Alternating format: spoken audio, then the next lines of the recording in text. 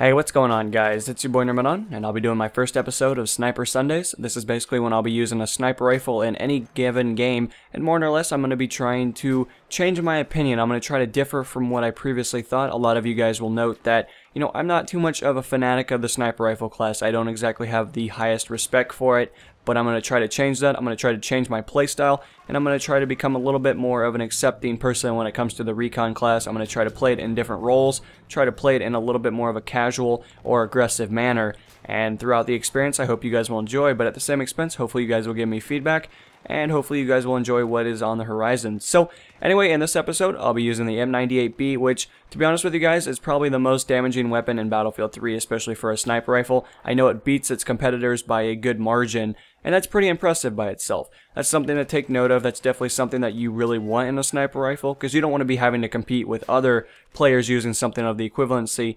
And I guess to jump into the base damage and stuff, that assortment, 0 to 15 meters, it's actually going to do 95 damage, and if you hit them anywhere in the, higher zoned parts, it's going to be a one-shot, which is pretty phenomenal. I'm pretty sure that a lot of you guys know that if you aim for the head, pretty much any sniper rifle will drop in one shot.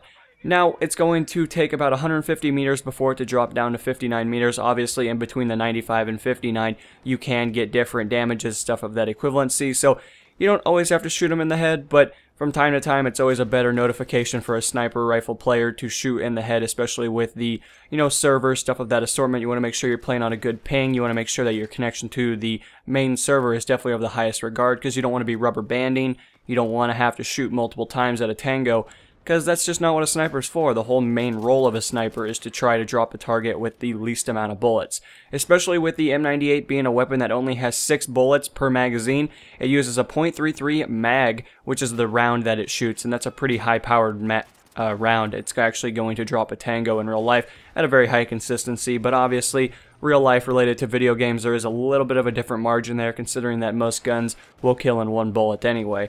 So, to give you guys some just more information regarding the weapon, it actually has a 46.2 rounds per minute, which, to be honest with you guys, is about even with a lot of the other bolt actions. I mean, there is the M98B that shoots at 54.5, but, more or less, it's pretty casual for the bolt actions. Now, when you jump into the semi-autos, as you guys will see in upcoming episodes, that's when it kind of differs, because obviously semi-automatics is all dependent on the trigger that you're currently upholding, but also how the game has its cap at. And throughout our experiences, you guys will get to see different gameplay. You guys will hopefully get to see more of me trying to play a role in different effects.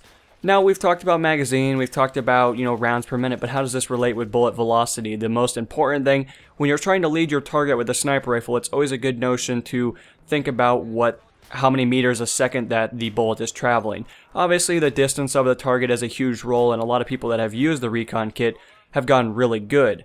But you would have to also place that in the notion of, how much do you have to adjust, how much do you have to compensate for the gravity factor, the leading factor. There's a lot of factors that go into the sniper rifle class or the recon that many players don't exactly take into account when you use something of an assault rifle or a submachine gun, PDW, and the list continues. And to be honest with you guys, the M98B actually has the highest bullet velocity out of all the sniper rifles at 650 meters a second, and that's actually really fast. So when you're trying to lead your target, you actually don't have to lead as much as something, similar to maybe an SKS or anything of the equivalency, and that's something to definitely take note of. I mean, when you're trying to use this weapon, you're obviously going to have a really good damage, but your magazine count is really low at 6 rounds compared to, maybe the 11, the 21s that other weapons uphold. And, for base damage, you obviously have the momentum, the speed, and everything of the consistency within other classes. There's not too much of a drawback in that. But, you're not going to be using a sniper rifle for any kind of no-scoping things. It's not exactly the specifications that the class upholds. It's definitely not something like a PDW where you can kind of get away with it. The spread and all that is a little bit more, greater, because they don't want players doing that kind of stuff. Now, when it comes down to the recoil factor, it's obviously just going to pull straight up, and it's actually going to do 2 times that. So, considering that every weapon in Battlefield 3 has a 1 bullet, maximum, recoil rate. Basically, it takes your first bullet, and it's actually your recoil is ×2 when you shoot your first bullet. Something to take note of. Sniper rifles actually get affected by this quite significantly, because they're obviously only shooting 1 bullet per time. Every time you pull the trigger, you're obviously going to be met with a 2.0, basically a ×2 notion of recoil. And that's something to take note of. I mean, especially if you're trying to engage multiple tangos, you want to have enough time to reset. Some selected, class assignments or loadouts would be really effective for a sniper rifle. If you're going to be playing it in the more defensive role, you're going to be trying to, engage targets at distance, which is what the bolt actions are actually meant for. I'm not saying that you have to play that way. Of course, you could play the role however you choose. But I would say, probably going with an 8 times is probably a pretty good notion. So maybe a 12 times depending on the map. Operation Firestorm would probably be pretty good for a 12 times depending on where you're going to position. It's usually a good idea to have your back covered, so you might want to be using something like a Mav or a Tugs, because you don't want you to get your dog tags taken. That would just be unfortunate, and to be honest with you, I'm sure that's not something that a lot of you guys are looking forward to, being met with a knife. Now, of course, you can play a little bit more aggressive, and you can actually take the battle to the opposition.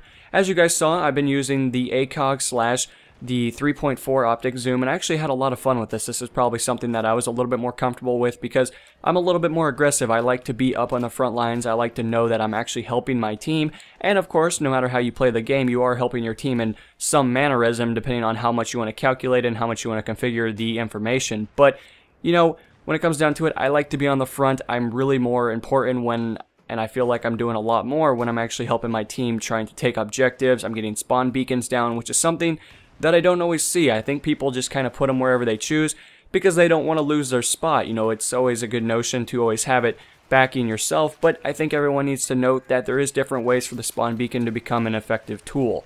Obviously, the spawn beacon can have the ability to parachute players into the objective.